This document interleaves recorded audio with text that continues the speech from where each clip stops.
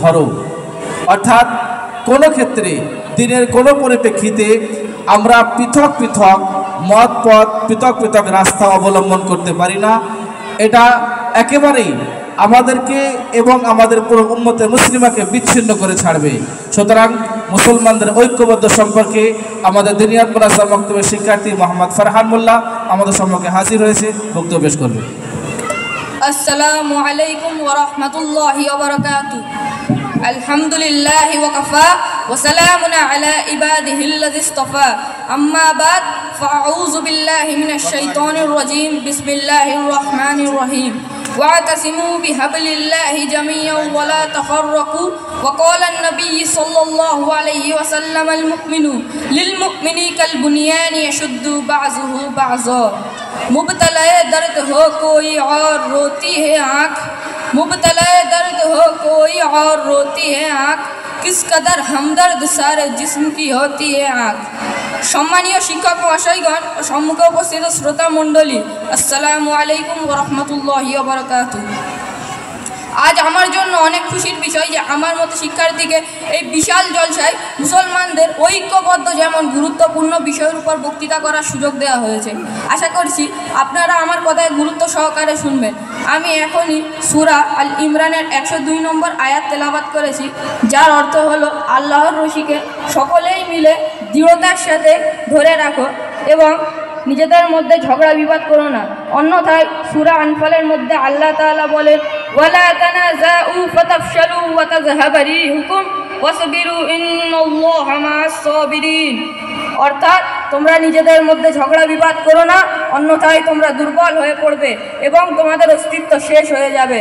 তোমরা ধৈর্যের সাথে কাজ করো, বিশ্বাস রাখো আল্লাহ তাআলা ধৈর্য ধারণকারীদের সাথে আছে।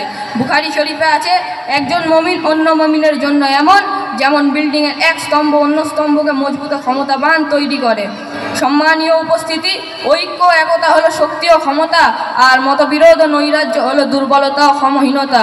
ঐক্যতার মধ্যে জীবনে সফলতা এবং কামিয়াবি আসে, আর মতভেদের মধ্যে জীবনে ব্যর্থতা আসে। ঐক্যতা সৌন্দর্য এবং সফলতার সিঁড়ি, আর মতভেদ অশান্তি ও ব্যর্থতার সিঁড়ি। এক সমাজে বসবাস করতে হলে প্রত্যেক ব্যক্তিকে একে অপরের প্রয়োজন হয়। কোনো ব্যক্তি অপরের বিনা সহযোগিতায় সফল জীবন অতিবাহিত করতে পারবে না। আর সফল জীবন আমরা তখনই অতিবাহিত করতে পারবো যখন আমরা একে অপরের সুখ দুঃখে শরীক হব। এই জন্য কুরআনে কারিমে মুসলমানদের একে অপরের ভাই ভাই বলা হয়েছে। আল্লাহ তাআলা বলেন ইন্নামাল মুমিনুনা ইখওয়াতুন ফাসলিহু বাইনা আখাওয়াইকুম ওয়াত্তাকুল্লাহা লাআল্লাকুম তুরহামুন। বাস্তবতা হলো সমস্ত মুসলমান ভাই ভাই, এই জন্য নিজের ভাইদের মধ্যে সম্পর্ক ভালো তৈরি করো এবং আল্লাহকে ভয় করো যাতে তোমাদের সাথে রহম করা হয়। সম্মানীয় সুধী, ইসলামের মধ্যে শুরু থেকেই এই প্রচেষ্টা ছিল যে মানব সমাজ ঐক্যতার সাথে বসবাস করুক এবং মানুষদেরকে সর্বদা ওই সমস্ত কাজ থেকে দূরে থাকার নির্দেশ দেওয়া হয়েছে যা মানুষের মধ্যে মতনৈক্য তৈরি করবে এবং টুকরো টুকরো করে দেবে।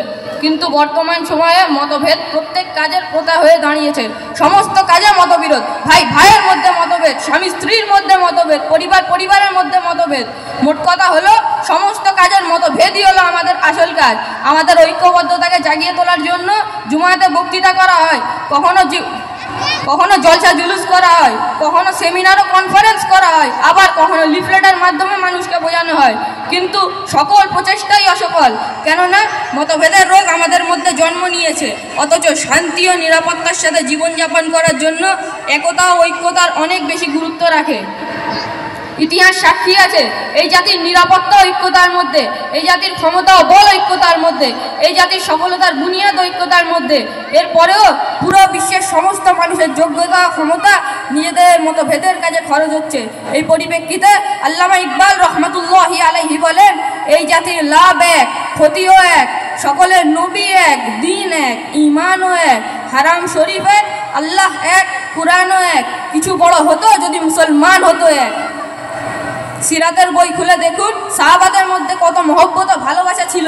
হিজরতের ৫ম মাসে রাসূল সাল্লাল্লাহু আলাইহি ওয়াসাল্লাম আনসারী ও মুহাজির সাহাবাগণদের একত্রিত করে বললেন, তোমরা সকলেই ভাই ভাই, এই জন্য নিজের ভাইদের মধ্যে সম্পর্ক ভালো তৈরি করো।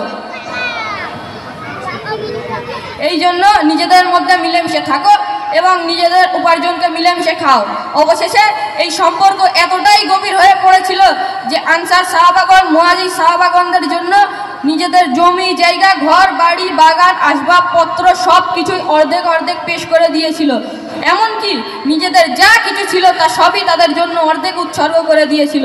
সম্মানীয় শ্রোতা মণ্ডলী, এটাই হলো ঐক্যতা, যা দ্বারা একটি এমন সমাজ গঠন করা যাবে যা দ্বারা সমগ্র বিশ্বের মানব সম্প্রদায় শান্তি ও নিরাপত্তার উজ্জ্বল রাস্তায় পথ চলতে পারে।